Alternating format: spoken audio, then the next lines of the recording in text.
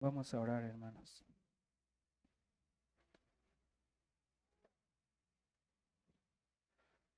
Poderoso Dios,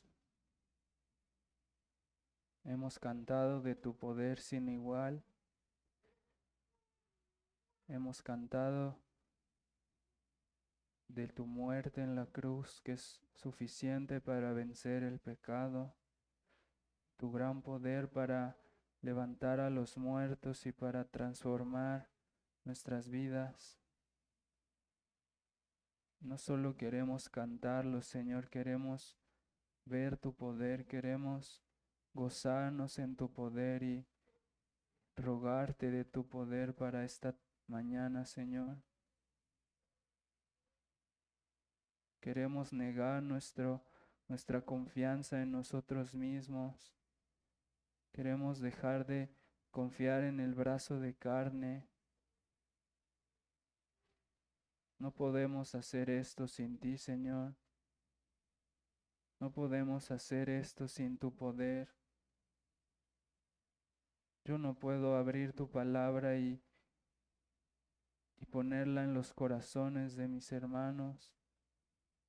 Yo no puedo transformar sus vidas. No puedo convencerlos de tu verdad. Padre, si tú no vas delante de nosotros, Señor, no queremos ir, Señor, no queremos hacer esto sin tu poder, sin tu ayuda.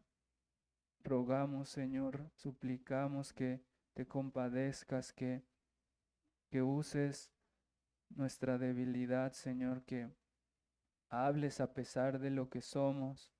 Confesamos nuestro pecado, confesamos nuestra autosuficiencia, nuestra frialdad, nuestra apatía, nuestro afán, todo lo que nos estorba hoy, Señor. Rogamos de ese poder que cantamos para vencer todas esas distracciones, todos esos obstáculos. Y rogamos de ese poder para que tu palabra inunde hoy nuestros corazones, que sacies nuestras almas, que enamores nuestras almas y nos atraigas a ti con lazos de amor. Hazlo tú, Señor, con tu poder y obra a pesar de mi debilidad y dale gracia a mis hermanos para recibir tu palabra. Ayúdanos y bendícenos, por favor, en nombre de Jesús. Amén. Hermanos, vamos a ponernos de pie y vamos a leer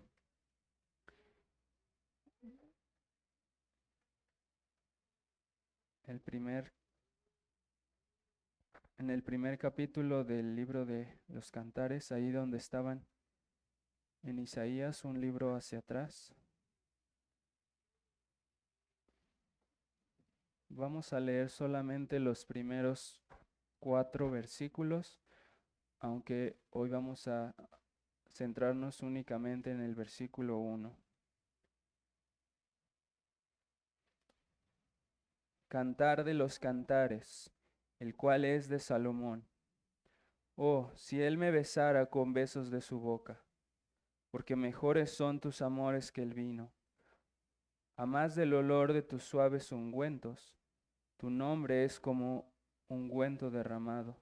Por eso las doncellas te aman. Atráeme, en pos de ti correremos. El rey me ha metido en sus cámaras. Nos gozaremos y alegraremos en ti. Nos acordaremos de tus amores más que del vino. Con razón te aman. Amén, hermanos. Pueden sentarse.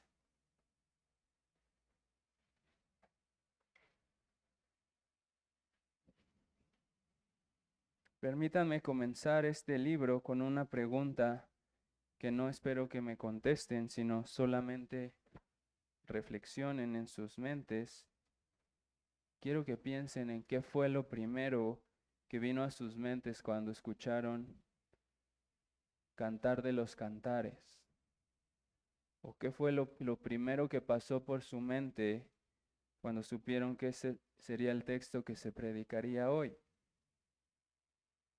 porque en mi experiencia personal, este libro no es un libro del que se hable mucho, ni tampoco es un libro del que se predique constantemente a las iglesias.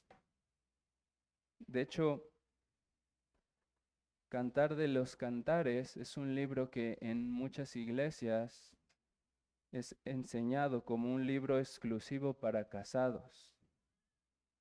Y en mis primeros meses como nuevo creyente, cuando yo acababa de nacer de nuevo, cuando estaba en mi primer amor, yo escuché eso, que este libro no lo debes leer porque pues tú no estás casado. Y yo de manera muy ingenua evité este libro durante casi 4 años de mi vida cristiana. Y ahora que lo veo hacia atrás me da vergüenza haber seguido ese consejo, y también me da vergüenza que haya pastores que recomienden que no leas este libro si no estás casado. Por eso yo les pregunté, ¿qué fue lo primero que pensaron cuando escucharon que íbamos a predicar Cantares? Y tengo la esperanza de que no haya entre nosotros alguno que haya caído en la misma trampa que caí yo. Y que si alguno tiene alguna desconfianza hacia la predicación de este libro, porque no está casado o por cualquier otra razón, les pido que tengan un poco de paciencia y que se acerquen hacia este libro inspirado por Dios de una manera santa, y que después de esta predicación puedan irse de aquí amando este libro y anhelando conocerlo más. A mí me hubiera gustado mucho que justo en esos primeros días de mi primer amor hubiera yo tenido el privilegio de ser guiado a este libro correctamente. Pero no, eso no pasó. Y yo sé que hay muchas opiniones diferentes acerca de este libro y muchos prejuicios al acercarnos a él, pero yo los invito a considerar primero que nada que Cantar de los Cantares es un libro inspirado, es un libro santo que merece ser leído, estudiado y predicado con gran reverencia. Y para ser más claro a qué me refiero con los prejuicios o las dificultades que alguno pudiera tener hoy de acercarse a este libro, me refiero específicamente al método de interpretación o a la manera de entender las figuras del mensaje de este libro. Principalmente debemos abordar el tema de la alegoría, porque estoy casi seguro de que esa es una palabra que causa conflicto en nuestros corazones o en nuestra mente. Pero a veces esto ocurre porque no tenemos muy claro qué es la alegoría, o no entendemos muy bien cuál es la diferencia entre interpretar una alegoría y alegorizar un texto. Quiero que veamos un poco cuál es la diferencia, porque una alegoría en sí misma es una forma de expresión literaria, es una forma de escritura, es un estilo, es un recurso literario que recurre a figuras, imágenes o metáforas para representar o significar algo. Es un recurso que se utiliza para expresar verdades profundas por medio de imágenes concretas y fáciles de entender. Y si todavía no tienen una idea clara de qué es una alegoría es parecida, es muy parecida a las parábolas que usaba nuestro Señor Jesucristo. En ese sentido, una cosa es tener una alegoría e interpretarla, y otra cosa es muy distinta, es tener un texto y alegorizarlo. Espero que puedan ver la diferencia. Tener una alegoría e interpretarla sería fácil de entender cómo es esto si pensamos en John Bunyan, el cual era muy bueno para escribir alegorías. La más famosa de ellas es el Progreso del Peregrino, que a lo mejor ya leyeron. Pero también hay una alegoría de él que se llama La Guerra Santa. Y en esta alegoría él comienza a describir la historia de una ciudad.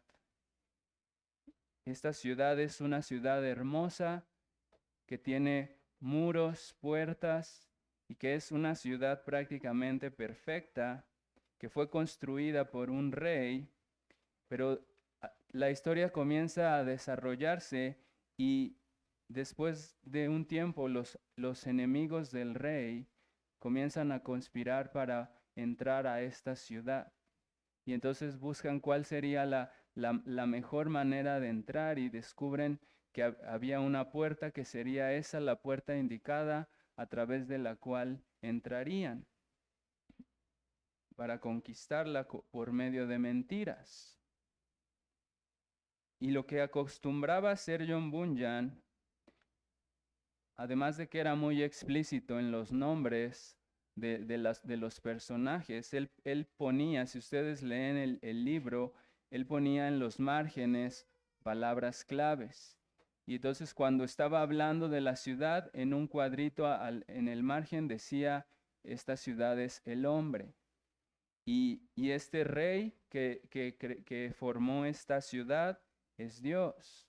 Y los enemigos que están conspirando son Satanás y sus huestes. Y la puerta por la que están queriendo entrar es el oído. Entonces, eso es interpretar una alegoría. Es tomar en cuenta las intenciones del autor y ver cómo estas figuras que él está usando se desarrollan en su contexto y cómo el autor las está utilizando para darnos a entender verdades espirituales más grandes. Pero alegorizar un texto se ve de esta manera.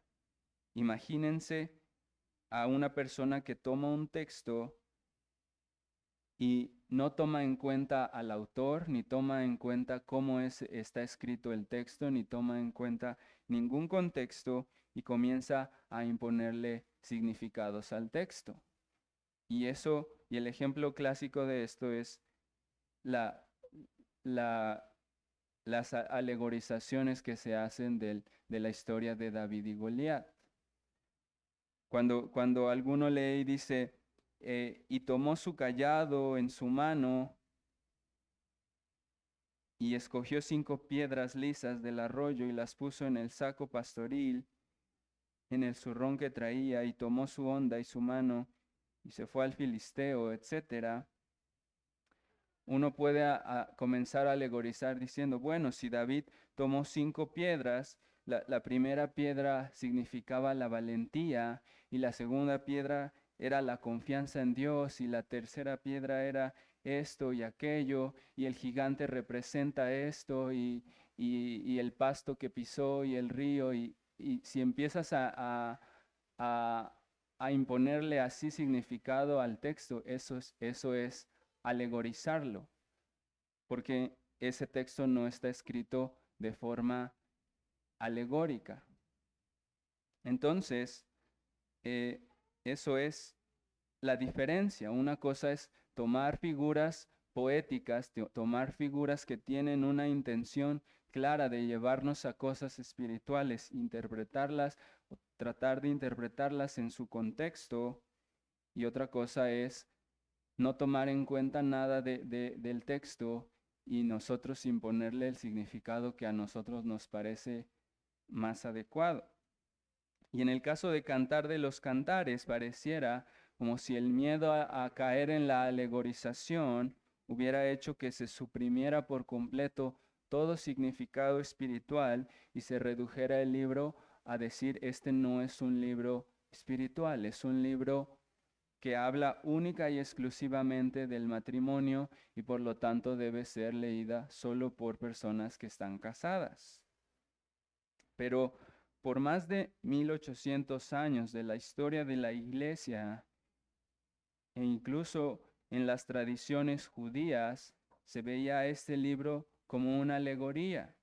Y se creía firmemente, por un lado, que este texto era un libro que hablaba del amor de Jehová para con su pueblo Israel, y los creyentes decían, este es un libro que habla del amor de Cristo para su iglesia. Esto no quiere decir que en esos 18 siglos no hubo excesos de interpretación y no hubo alegorizaciones excesivas o errores en interpretaciones. Es verdad, hubo excesos, hubo personas que se fueron a extremos que debemos rechazar y evitar. Y tampoco esto quiere decir que el libro del Cantar de los Cantares no habla del matrimonio, que no tiene aplicaciones prácticas para esposos y esposas o para los que quieren casarse o para hablar de la sexualidad en los tiempos modernos, etc. Lo que estoy tratando de explicar es que por mucho tiempo la iglesia ha visto a Cristo y a su iglesia como los personajes centrales de este cantar.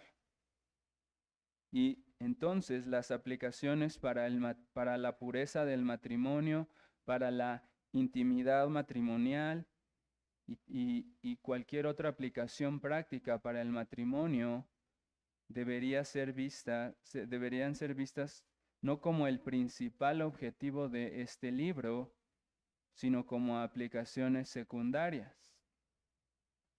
Así que hay dos extremos que quisiera que evitemos en estos sermones: el de imponer significados que no tengan congruencia con todas las escrituras y el de negar por completo las aplicaciones para el matrimonio.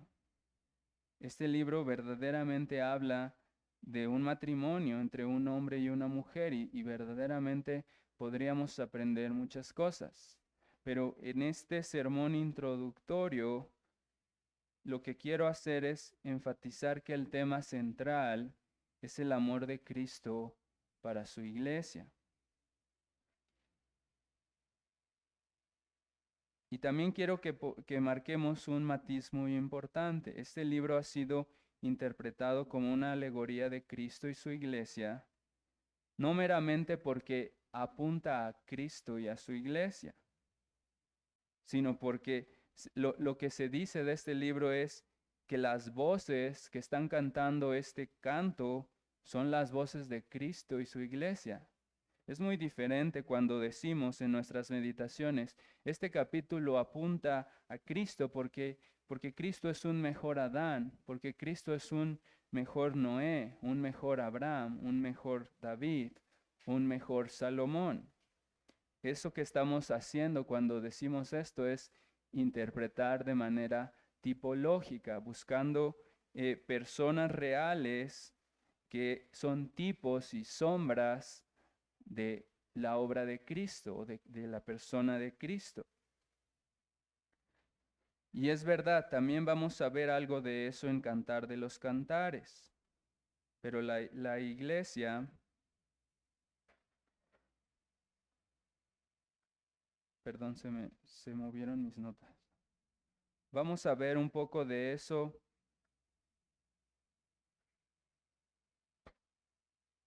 Pero la iglesia por muchos siglos ha ido más lejos que afirmar este canto es un mejor Salomón. Esto apunta a un mejor Salomón. No, la iglesia ha afirmado, este es verdaderamente Cristo hablando a su iglesia. Y yo sé que eso despierta sospechas y eso despierta cómo llegas a esas conclusiones. Pero por eso los invito a que me tengan paciencia y que también supliquen la ayuda del Espíritu Santo para que me dé gracia para explicarles y les dé gracia a ustedes para recibir esta predicación.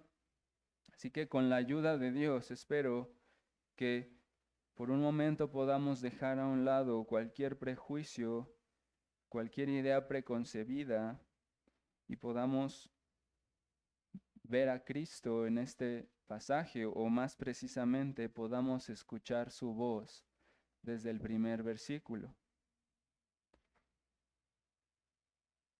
Lean conmigo una vez más el versículo 1. Dice, Cantar de los Cantares, el cual es de Salomón. Este versículo nos introduce dos cosas importantes: el título y el autor de este cántico. Así que para que tengan una estructura sencilla para seguir en este sermón, vamos a dividir nuestro sermón bajo estas dos categorías: el título y el autor.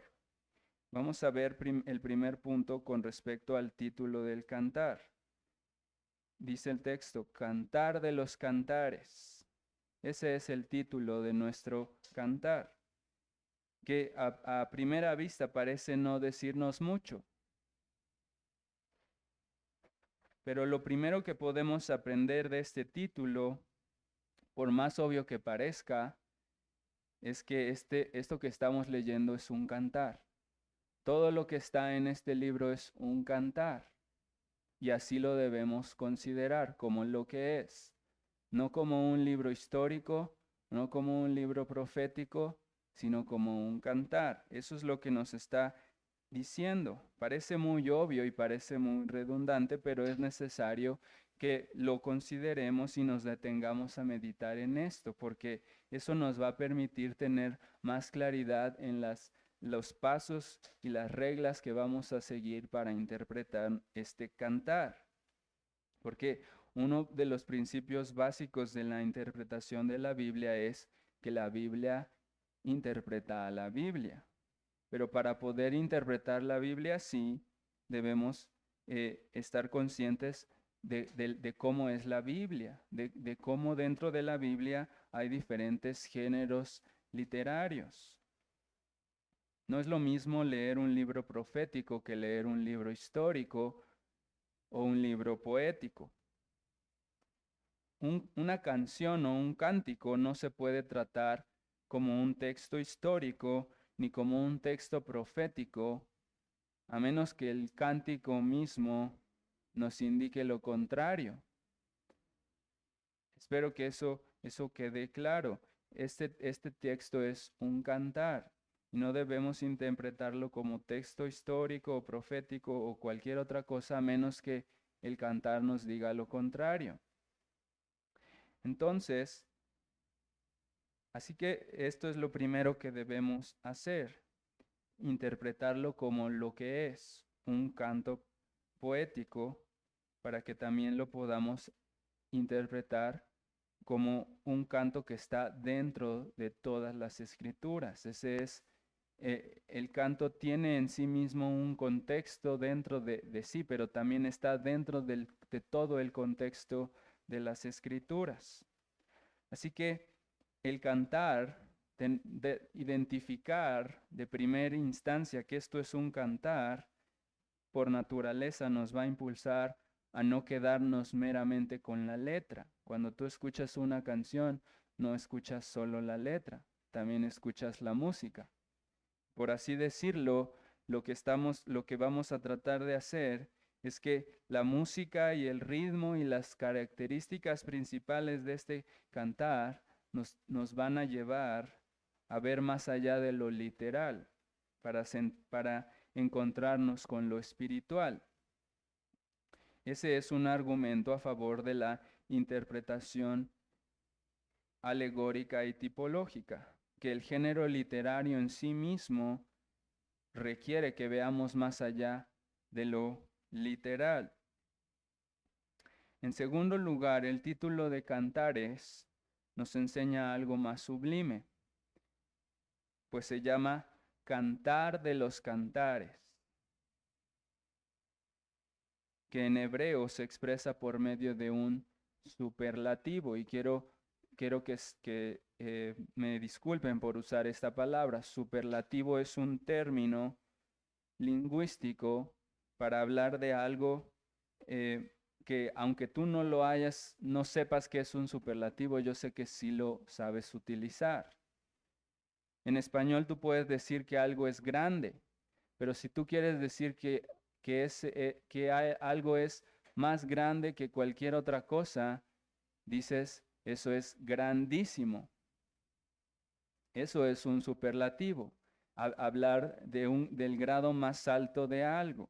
Y en español se utiliza esa terminación, ísimo. Entonces, en hebreo es diferente. En hebreo no existen los superlativos o no se escriben los superlativos igual que en español. En hebreo un superlativo se expresa, lo máximo de lo máximo se expresa así, repitiendo algo, repitiendo las palabras. En Ezequiel 26:7 se habla del Rey de Reyes. Ese es un superlativo hebreo, Rey de Reyes. Quiero que piensen en otro superlativo del hebreo. Cuando tenemos en el templo de Dios, recuerden que había secciones del templo y que a medida que ibas avanzando, ibas llegando hasta entrar a la presencia de Dios. Y antes de llegar a la presencia de Dios estaba el lugar santo. Y después del lugar santo estaba el lugar santísimo. Así es como lo decimos en español. Pero en hebreo es como si dijera el lugar santo y el lugar santo de los lugares santos. Así es como se expresa en el hebreo. Primero está el lugar santo, pero hay un lugar más santo que el lugar santo y es el lugar santo de los lugares santos. En español es más práctico decirlo el lugar santísimo, pero eso hace que nosotros podamos entender qué es el cantar de los cantares. Quiero que toda esa explicación que les di acerca de los superlativos tenga un impacto en cómo entendemos lo que significa cantar de los cantares. En otras palabras, es el mejor y más sublime de los cantos. Por así decirlo, no es un mero canto, o más bien no es un mero cántico, es un cantiquísimo, es lo máximo, es el mayor de los cantos. No hay ninguna canción más hermosa como esta. Es el cantar de los cantares, no hay otro canto como él. No hay música más preciosa que su música. No hay ritmo más perfecto que su ritmo. No hay ninguna letra de ninguna canción que se compare con la letra de esta canción. Yo los invito a que piensen en la canción o en la pieza musical más cautivadora que hayas escuchado. Imagínate la canción más hermosa que conozcas y eso es una mera cancioncita comparada con la imponente y asombrosa sinfonía del Cantar de los Cantares. Imagínate a los ángeles que cantan en coro y que tienen habilidades hermosas para cantar. Imagínalos cantando su mejor canción, haciendo su mejor esfuerzo, y ni siquiera ellos alcanzan a compararse con este canto de los cantos.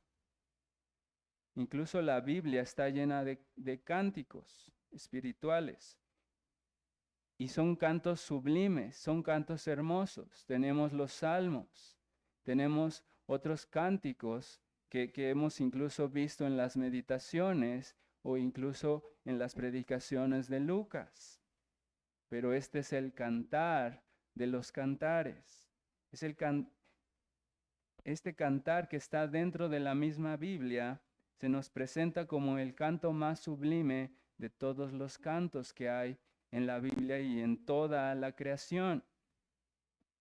Entonces viene la pregunta: ¿es posible que un canto tan alto y tan elevado, que supera todos los cantos de la Biblia, que supera los coros de los ángeles, sea única y exclusivamente un libro que habla acerca del matrimonio y que está hecho solamente para personas casadas? Es posible que, es otra pregunta, ¿creen que sea posible que si yo les digo que la voz que estamos escuchando en este canto es la voz misma de Cristo, esté yo espiritualizando demasiado el texto o lo esté alegorizando y le esté imponiendo un significado que no tiene? Porque ¿quién podría tener una voz más sublime y encantadora que la de los ángeles, sino solo Cristo? ¿Quién podría producir el canto más hermoso de toda la creación si no fuera Cristo? Tal vez nunca hayan escuchado esto, pero el Cantar de los Cantares históricamente ha sido llamado o apodado el lugar santísimo del Antiguo Testamento. Precisamente por eso que les decía, por la manera en la que se dice el Cantar de los Cantares es parecida a la expresión a el lugar santísimo.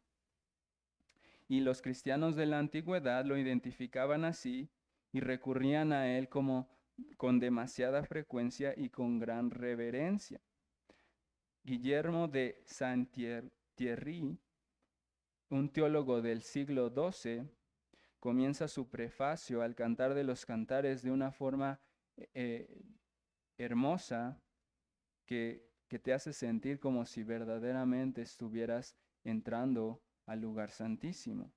Déjenme leerles solo un poco de cómo él comienza a introducirnos al Cantar de los Cantares, diciendo: al acercarnos al epitálamio, al canto nupcial, al canto del esposo y de la esposa, para leer y ponderar tu obra, invocamos tu presencia, oh Espíritu de Santidad. Queremos que nos llenes con tu amor, oh amor, para que podamos comprender el canto del amor y así llegar a participar, aunque sea en alguna medida, en el diálogo del santo esposo y de la esposa, y para que aquello que leemos pueda cumplirse también en nosotros. Porque cuando se trata de los afectos del alma, no se entiende fácilmente lo que se dice, si no es el Paracleto, el Santo Consolador, quien conforta la pobreza de nuestra soledad. Vuelve entonces nuestros corazones hacia ti, oh Espíritu Santo, santo por ti mismo, ilumina y vivifica el deseo del suplicante para que llegue a ser fuente de tu amor. Haz que el canto de tu amor sea leído por nosotros de tal manera que encienda nuestra luz interior.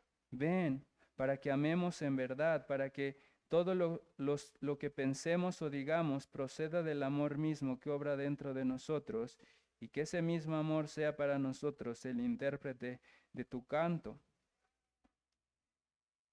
Por lo tanto, hermanos, creo que, o más bien yo espero que ahora vean que el título Cantar de los Cantares no es un mero nombre, es una expresión exaltada, inspirada por Dios, que pone a este canto en las alturas y le da un lugar de suprema importancia para el pueblo de Dios. Así que, si este es un libro que lees poco porque pensabas que era un mero poema de amor o porque creías que era para personas casadas, espero que a partir de hoy ya no veas así este libro y que tu perspectiva cambie hacia él y que ahora busques la ayuda del Espíritu para que Él quite el calzado de tus pies y te deje entrar en las gloriosas cámaras de su lugar santísimo. Y eso nos lleva, hermanos, al segundo punto de nuestro sermón. El autor del cantar. Ya vimos cuál es el título y qué es lo que implica este título. Ahora veamos qué es lo que implica hablar del autor. El versículo continúa diciendo: Cantar de los Cantares, el cual es de Salomón. Algunos teólogos modernos dirían que debido al testimonio que Salomón tuvo con su vida matrimonial, sería imposible que él fuera el autor de este libro. Pero también existe la posibilidad de que Salomón haya escrito esto antes de todo eso, en sus años de esplendor. Y también puede ser que él, inspirado por Dios, estuviera consciente de que él no estaba hablando de sí mismo, sino que estaba escribiendo acerca del Mesías. Y yo creo que hay una razón por la cual el Espíritu Santo decidió incluir el nombre de Salomón en este cantar. No porque él fuera el modelo perfecto de amor matrimonial, sino porque el nombre Salomón nos remite a una persona que es su padre David, y su nombre también nos remite a la paz o al príncipe de paz. Entonces yo creo que el Espíritu Santo puso el nombre de Salomón aquí para estimularnos o para invitarnos a pensar en el pacto que había hecho con David. Salomón mismo es un tipo de Cristo, porque Jehová le prometió a David que de su simiente vendría un rey que sería el Cristo, el Mesías, el príncipe de paz. Y así se llama él, Salomón, que literalmente significa hombre de paz. Y piensen en toda la gloria con la que se describe su reino y su sabiduría. Todo eso que se describe de Salomón como el hombre de paz era solamente una sombra de el mejor hombre de paz, que es el Señor Jesucristo, el príncipe de paz.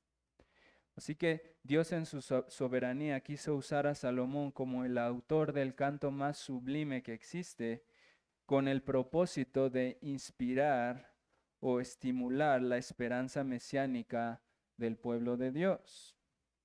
A lo largo de todo el canto vamos a ver imágenes que evocan sentimientos puros, abundancia, prosperidad, alegría, etcétera, etcétera. Y primero vemos todas estas imágenes y después en qué lugar es donde ocurre este canto con tanta prosperidad y tanta abundancia. Ocurre en un huerto y también ocurre en Jerusalén. ¿A qué les suena eso, hermanos? Por un lado, abundancia, amor puro, belleza, deleite, perfección absoluta, y todo eso dentro de un huerto, al huerto del Edén, que también, que por cierto también tiene relación con el lugar santísimo. El huerto del Edén era el lugar de la morada de Dios.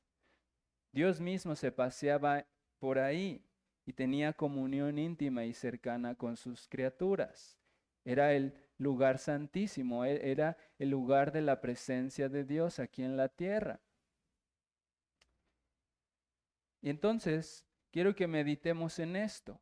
En este huerto donde estaba la presencia de Dios, Dios puso a un hombre con la obligación de que llenara la tierra y la sojuzgara.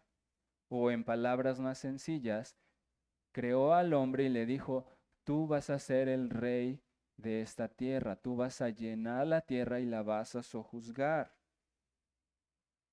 Él era el virrey de la creación, era un representante del verdadero rey que había creado todas las cosas. Y ya él tenía su misión, y para que él cumpliera su misión, que era gobernar la creación, él le dio una ayuda idónea, le dio una ayudadora, le dio a alguien que lo iba a ayudar específicamente a cumplir su misión en la tierra. En pocas palabras, le dio el matrimonio como un medio, no como un fin. Por eso, hasta este punto, si hay alguno que siga dudando y que siga diciendo, no, como que esto no me está gustando, como que yo creo que este libro sí habla solamente del matrimonio, es un libro única y exclusivamente del matrimonio, entonces yo le tendría que preguntar a esa persona, si Cantar de los Cantares se trata solo del matrimonio, la pregunta sería, entonces, ¿de qué se trata el matrimonio? Si Cantar de los Cantares es única y exclusivamente del matrimonio, dime de qué se trata el matrimonio. Y eso ya lo vimos un poco en la carta a los Efesios. El apóstol Pablo dice, por esto dejará el hombre a su madre, a su padre y a su madre, y luego dice, este es un misterio. Y no digo esto del hombre de Adán y Eva, sino de Cristo y de su iglesia. Entonces, el matrimonio ¿de qué se trata? Se trata de Cristo y de su iglesia, y en el contexto particular de Adán y Eva, no se trataba del fin supremo de sus vidas, sino del medio que los iba a ayudar a extender el reino de Dios, a llenar la tierra y sojuzgarla. Entonces, esto fue lo que Dios le dio a Adán, le dio el matrimonio. Y esto antes de la caída era un matrimonio perfecto, algo que es casi imposible de imaginar. En su matrimonio perfecto ellos estaban desnudos y no se avergonzaban, no tenían conflictos, no tenían tentaciones, no tenían malas sospechas, ni celos, ni engaños, ni nada que atentara contra su unidad y su pureza. Era algo indescriptible, era perfecto, su intimidad era completamente perfecta, tenían intenciones completamente puras, sentimientos puros, conversaciones puras. Y además de eso estaban rodeados de toda clase de deleites y abundantes riquezas. Toda la tierra era de ellos. No tenían ningún problema, ninguna necesidad, ninguna carencia. Todo era miel sobre hojuelas. Pero después de la caída, todo esto se rompió. Adán dejó que ese control o ese reinado que él tenía que cumplir lo tomara Satanás. Prácticamente le entregó en las manos a Satanás su reino, y su relación matrimonial perdió esa intimidad y esa cercanía y pureza que tuvo originalmente. Se desencadenaron toda clase de maldiciones, enfermedades, conflictos, enemistades, destrucción y muerte, pero Dios, que es rico en misericordia, les hizo esta promesa. En Génesis 3:15 dice, y pondré enemistad entre ti y la mujer, y entre tu simiente y la simiente suya, y ésta te herirá en la cabeza, y tú le herirás en el calcañar. Y entonces, todo esto es para explicarles que esta es la esperanza mesiánica que marca todo el ritmo de toda la escritura. Que un día vendría el hijo de la mujer a aplastar a la serpiente. Eso marca el ritmo de toda la escritura. Un hombre perfecto que llegaría, un Adán infalible, un sanador, un restaurador, uno que no solamente haría bien lo que el primer Adán hizo mal, sino uno que vendría a revertir por completo todos los efectos de la caída. Por ejemplo, la caída produjo que el reino, que Satanás tomara el reino en esta tierra. Y por eso la Escritura nos habla de la esperanza mesiánica en términos de un rey. La manera en la que esta promesa de Génesis 3:15 se va desarrollando a lo largo de todas las escrituras nos apunta a un rey que vendría a aplastar a Satanás para quitarle su reino. El tiempo se ha cumplido, el reino de Dios ha llegado. Cristo vendría a ser un nuevo rey que no fue el primer Adán. Entonces, quiero que vean cómo esto se revirtió. Lo que Adán perdió, su reino que él perdió, se revirtió por medio de una esperanza mesiánica de un futuro rey. Recuerden que Abraham recibió la promesa de que de su simiente, o que su simiente bendeciría a todas las familias de la tierra. Y al nieto de Abraham se le dijo, a Jacob se le dijo que de su simiente saldrían reyes y reinos. Y, digámoslo así, casualmente, el libro de Génesis termina con una profecía que habla del cetro de Judá, de que de Judá vendría un rey ante el cual se congregarían todos los pueblos de la tierra, en Génesis 49:10. O sea, solamente si tomáramos solamente Génesis, podemos ver cómo desde el principio hasta el fin se promete una simiente que vendría a aplastar la cabeza de la serpiente y se concluye con la profecía de un futuro rey ante el cual se congregarían todas las naciones.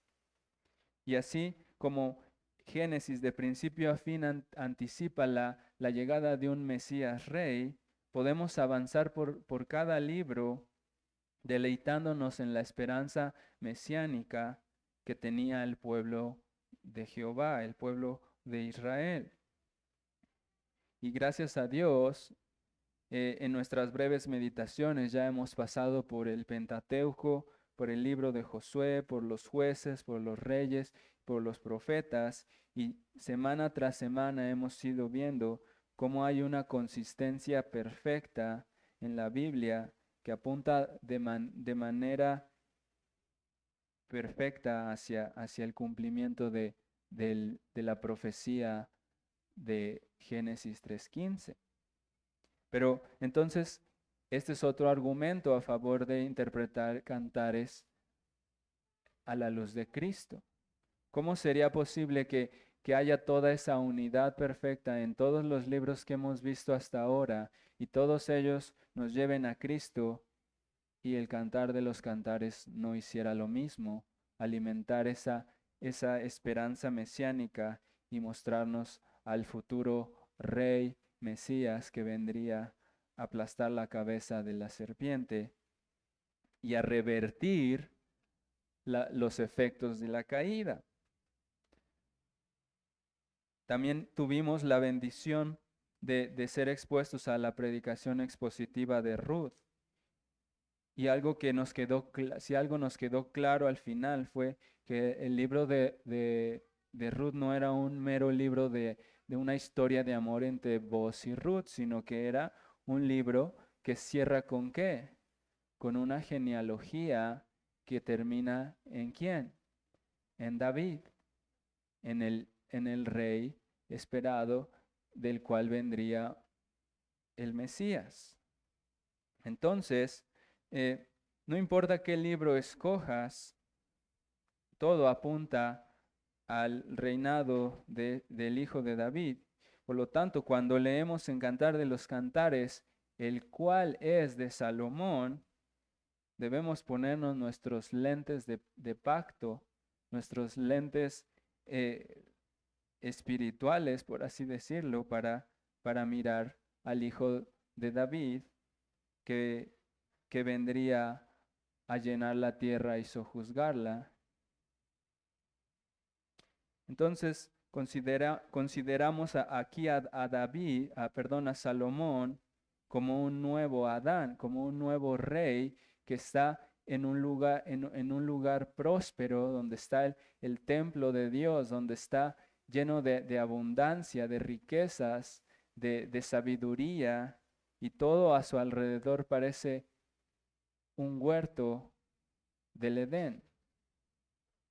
Y al mismo tiempo, eh, todo eso que vemos en Salomón, sabemos que es una sombra ¿de quién? Del Señor Jesús, porque Salomón pecó. Y este nuevo Adán que era Salomón, que tenía otra vez el reino y tenía otra vez todo el esplendor, también cayó. Y esa caída terminó muy mal. Esa caída terminó en en un nuevo exilio, en una nueva expulsión del Edén.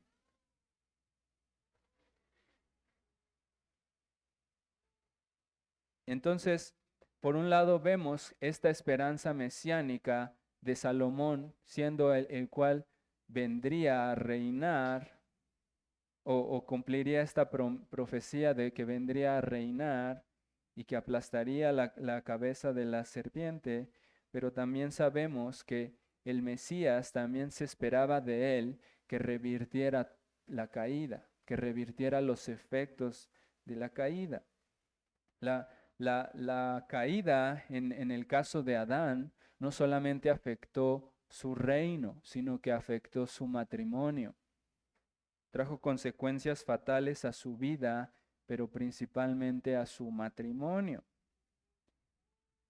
Después de la caída, la vida de Adán se caracterizaría por fatiga, por dolor y afán para conseguir el alimento que antes abundaba, y él no tenía que esforzarse demasiado por ir a los árboles y por alimentarse y sostenerse. Y ahora él tendría que sufrir con el dolor de su frente para alimentarse. Su matrimonio perdió por completo esa intimidad perfecta y esa sumisión inocente y pura de su esposa. Entonces, cuando entramos al Cantar de los Cantares, vemos, por así decirlo, una reversión de todas las maldiciones de la caída. Vemos, por ejemplo, la restauración de la intimidad perfecta. La intimidad perfecta de Adán y Eva no es solamente el acto físico de la unión sexual. Era algo perfecto en todos los sentidos. La intimidad que había entre Adán y Eva abarcaba más allá que una unión física. Y es algo que no podemos imaginar. No podemos imaginar una relación entre dos personas que sea perfecta. No hay algo que nosotros relacionemos en esta vida con algo que sea así de perfecto. Y eso es lo que perdió Adán, pero eso es lo que vino a restaurar el nuevo Adán, el Señor Jesucristo. Vemos que ellos no tenían vergüenza en el cantar vamos a ver eso, vamos a ver al esposo y a la esposa sin ninguna vergüenza hablando de sus cuerpos tal y como son y hablando de ese deseo de estar cerca, de estar juntos, sin ningún pudor, ningún tropiezo. No hay nada malo en lo que estamos diciendo. Esto que estamos haciendo es perfecto. Estamos unidos y nos amamos y esto es perfecto.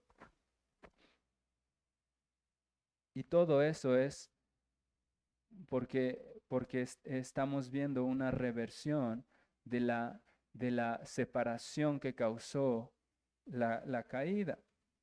Incluso vamos a ver en el cantar cómo se revirtió esta maldición que cayó sobre la mujer. Dice la escritura, cuando Dios maldijo a la mujer, además de los dolores en sus preñeces, le dice, tu deseo será para tu marido y él se enseñoreará de ti. y vemos que eso se ha cumplido a lo largo de toda la creación en los matrimonios. Pero cuando llegamos a Cantar de los Cantares 7, versículo 10, dice, yo soy de mi amado y conmigo tiene su contentamiento. Voy a leer otra vez la maldición que cayó sobre Eva. Tu deseo será para tu marido y él se enseñoreará de ti. En español, nuestra versión de Cantar de los Cantares 7:10 no es tan clara como o tan precisa como debería ser. Cantar de los Cantares 7:10 debería decir más, más precisamente, yo soy de mi amado y su deseo es para mí. Antes era, mi deseo es para él, pero él se enseñorea de mí. Y ahora es, su deseo es para mí y él conmigo está contento. Él no se enseñorea de mí. Él es mi amado y yo lo amo y estamos en una perfecta unión. Así que acercándonos al final de este sermón, yo les vuelvo a preguntar, ¿Cantar de los Cantares habla o no habla del matrimonio? Sí habla del matrimonio, pero no como su tema principal, sino que su propósito es exaltar el amor de Cristo por su iglesia, comenzando a exaltar su obra de restauración como rey de la creación, como el nuevo Adán que vino a romper los efectos de la caída y aplastar la cabeza de la serpiente. Así que este cantar de los cantares es un cantar que exalta las glorias del príncipe de paz, el cual venció a la muerte y al pecado y aplastó el reino de las tinieblas. Él vino a sacarnos de las tinieblas de las tinieblas a su luz para hacernos reinar juntamente con Él. Otro de los propósitos, el primer propósito que les dije es, este cantar reivindica la esperanza mesiánica y nos habla del rey Mesías, pero otro propósito que tiene el cantar de los cantares para la iglesia es limpiar a su iglesia, como Cristo cuando limpió los pies de sus discípulos. No tenemos tiempo para ver todo el contexto de ese pasaje cuando el Señor Jesús limpia los pies de sus discípulos, pero en esencia lo que estaba haciendo Él con el acto físico de ir y limpiar sus pies era hacer una muestra de amor hacia ellos. En ese contexto es en el que dice, antes de la fiesta de la Pascua, sabiendo Jesús que su hora había llegado para que pasase de este mundo al Padre, como había amado a los suyos, los que estaban en el mundo, los amó hasta el fin. Ese es el contexto en el que Jesús va y lava sus pies, en el que Jesús les dice, ustedes ya están limpios, pero van a seguir necesitando ser lavados. Pero él por un lado está en sus últimos momentos en la tierra viendo a su iglesia, a su amada esposa que la tiene que dejar ahí y le dice, me voy a ir, pero te voy a amar hasta el fin y te voy a mostrar cuánto te amo y cuánto te seguiré amando por medio de lavarte los pies. Y en un sentido, el cantar de los cantares tiene esa misma intención de nuestro Señor, mostrarnos su amor para limpiar nuestros pies en este caminar. Si ustedes ya leyeron el libro de Thomas Goodwin, del corazón de Cristo, pues los invito a que lo vuelvan a leer. Y si no lo han leído, pues léanlo y también vuélvanlo a leer. Porque en ese libro ustedes van a poder tener una idea más clara de cómo Cristo nos ama y nos sigue amando hasta el fin. Y el Cantar de los Cantares, en ese sentido, nos muestra el corazón de Cristo abierto de par en par para su amada iglesia. ¿Y por qué digo esto? Porque vemos cómo en el Cantar de los Cantares la novia reconoce muchas veces sus faltas, reconoce sus inconsistencias, reconoce cómo su amado siempre está ahí, pero ella no es como ella quisiera ser para su amado, pero la respuesta del amado siempre es, pero de todas maneras yo te amo, de todas maneras tú eres hermosa, yo sé que tú eres así, yo sé que tú andas en montañas peligrosas, pero vuelve a mí. Así que lo que está haciendo el Cantar de los Cantares es mostrándonos cómo Cristo, a pesar de las debilidades de su esposa, se esfuerza por presentársela a sí mismo como una esposa, como una novia pura y sin mancha, como una esposa gloriosa. Y Él quiere que su esposa sea edificada en su amor y crezca para amar más a su amado. Así que si de todo lo que vimos hoy solo nos pudiéramos, solo se pudieran llevar una sola cosa, espero que se queden con la dulce y gloriosa verdad de que Cristo no solo nos amó hasta el fin cuando estuvo en esta tierra, sino que nos sigue amando y Él es el primero que quiere tener una comunión más cercana con nosotros. Él es el primero que se preocupa por nuestra santidad y nuestra vida diaria. Él nos ama con un fervor tan excelso y tan sublime que solo podía haber sido expresado con la canción de las canciones, con el canto más sublime y excelso de toda la creación.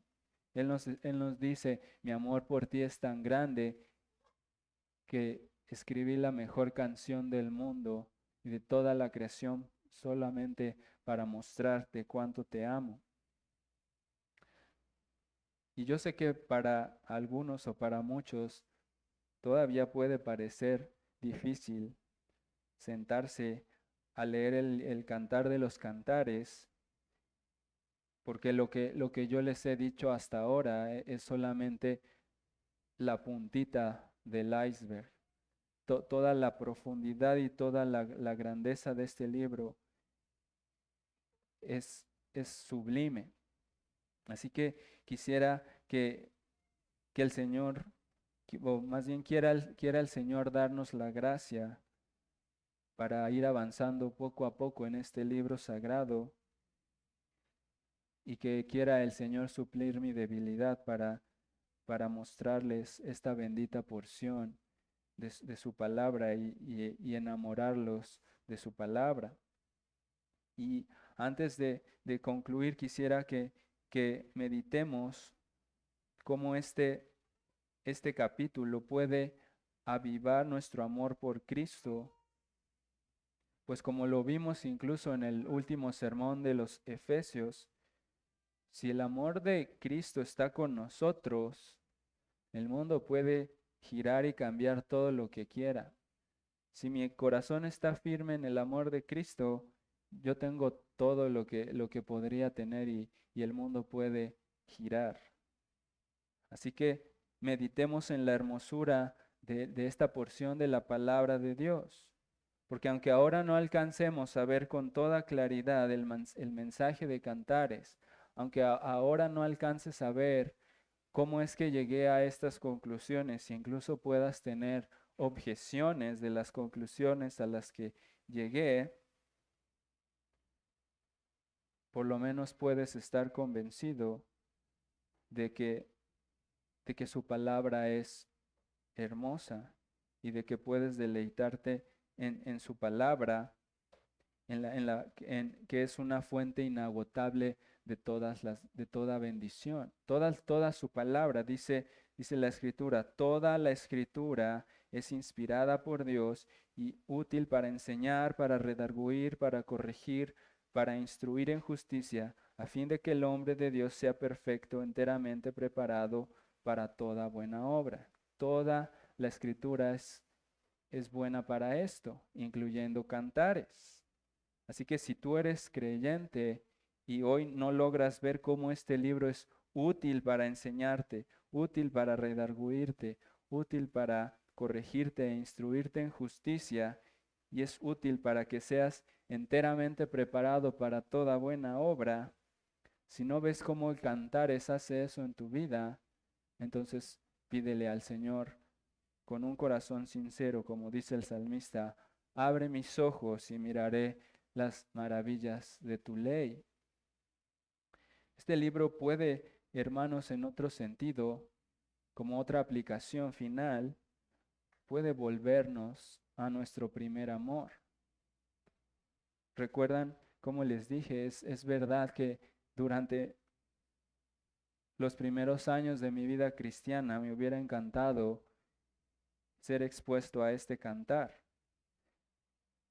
Pero créanme que aunque pasaron 4 años sin que yo leyera este libro, yo recuerdo las primeras veces que leí este libro como si fueran mi primer amor.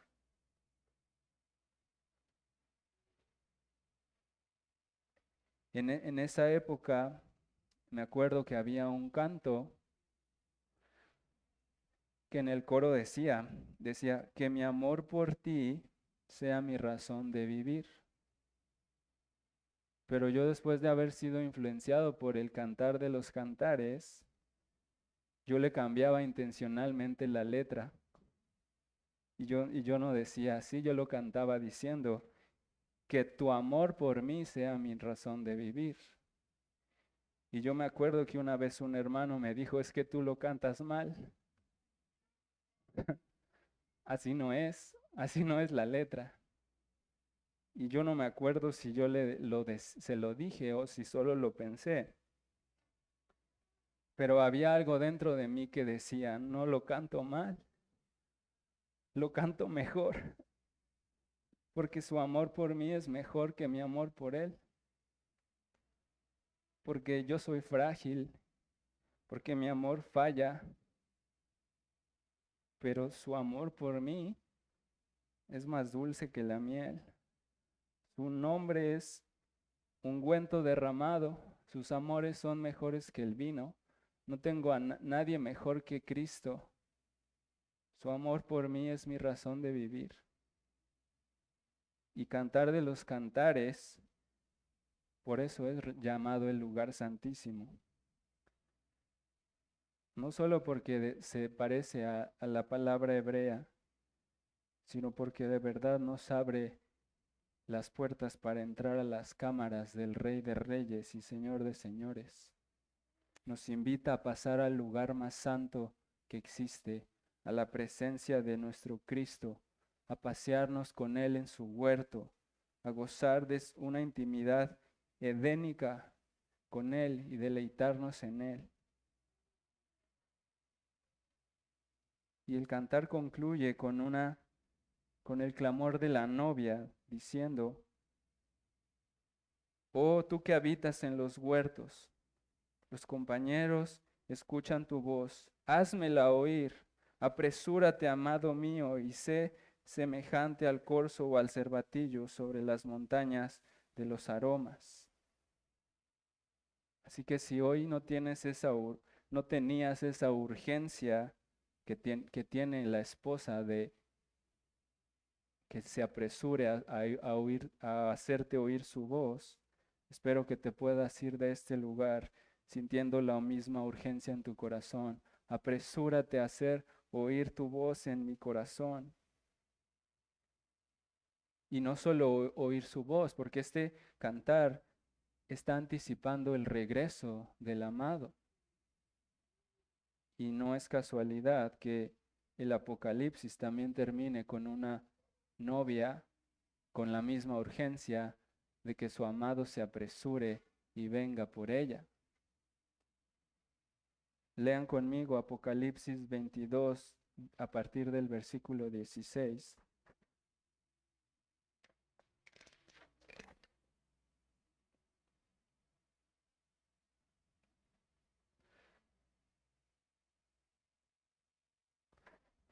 Apocalipsis 22, versículo 16. Yo, Jesús, he enviado mi ángel para daros testimonio de estas cosas en las iglesias. Yo soy la raíz, el linaje de David, la estrella resplandeciente de la mañana. Y el espíritu y la esposa dicen, ven. Y el que oiga diga, ven. Y el que tiene sed venga, y el que quiera tome del agua de la vida gratuitamente. Versículo 20. El que da testimonio de estas cosas dice, ciertamente vengo en breve. Amén, sí, ven Señor Jesús. La gracia de nuestro Señor Jesucristo sea con todos vosotros. Amén. Así que, amado hermano, yo te invito a que renueves tus votos de amor con Cristo, que vuelvas hoy a tu primer amor y que consideres su amor por ti. Considera su obra que revirtió la caída para que tú pudieras tener una intimidad santa con Él. El pecado hizo cerrar el Edén, pero Cristo creó un nuevo Edén para restaurarnos a la comunión íntima que se había perdido. Así que no tienes excusas si sientes que si tu comunión con Él es fría, pesada o apagada, no es porque su amor se enfrió. O sea, si tu amor hoy, si tu comunión con Él está fría, no es por culpa de Él. Él está ahí esperando que tú regreses. Así que haz lo que tengas que hacer, pero no te vayas hoy sin decirle unas palabras de amor a tu amado fiel. No te vayas sin buscar los besos de su boca. Di como el salmista, anhela mi alma y aún ardientemente desea a mi Señor. Mi corazón y mi carne cantan al Dios vivo. Y esto es todavía más sublime. Si tú puedes cantar eso, si tú estás convencido de que tu corazón necesita cantar eso con urgencia, que lo anhelas, que lo necesitas con urgencia, pues piensa que Él tiene más urgencia por estar contigo. Él tiene más fervor por buscar tu rostro. Él quiere oír tu voz. Lee todo el cantar y date cuenta cómo Él quiere más de lo que tú quieres y Él tiene más fervor del que tú tienes y Él te dice, si tú tienes ese deseo ardiente, yo tengo más deseo de que estés conmigo y que busques mi rostro. No porque te lo merezcas, sino porque Él te compró con su sangre y porque ahora ya no puede hacer otra cosa más que amarte con fervor. Así que, para terminar, medita en esto, hermano. Dice Cantar de los Cantares 4. Tú eres hermosa, amiga mía, en ti no hay mancha. Ven conmigo desde el Líbano, oh esposa mía, ven conmigo desde el Líbano. Mira desde la cumbre de Amaná, desde la cumbre del Senir y del Hermón, desde las guaridas de los leones, desde los montes de los leopardos. Prendiste mi corazón, hermana, esposa mía. Has apresado mi corazón con uno de tus ojos, con una gargantilla de tu cuello. Cuán hermosos son tus amores, hermana, esposa mía. Cuán mejores que el vino tus amores, y el olor de tus ungüentos que todas las especias aromáticas. Él tiene más amor por ti del que tú crees que tienes por Él. Y finalmente, si tú no estás en Cristo y no has escogido amar a este precioso Salvador, si tú no conoces su amor y y la dulzura de su amor, entonces no te conformes con el amor de este mundo. No te conformes con los deleites pasajeros ni con las migajas que hay en esta creación. Mira a aquel que por amor derramó su sangre. Mira a aquel que por amor a, a pecadores tan viles como tú y como yo derramó su sangre para que fueras sanado y restaurado a la comunión abundante con Él. Así que arrepiéntete hoy mismo y abandona hoy tu pecado para que puedas gozar de este deleite que solo está en Cristo. Amén. Vamos a terminar, hermanos, con una oración y después con un canto.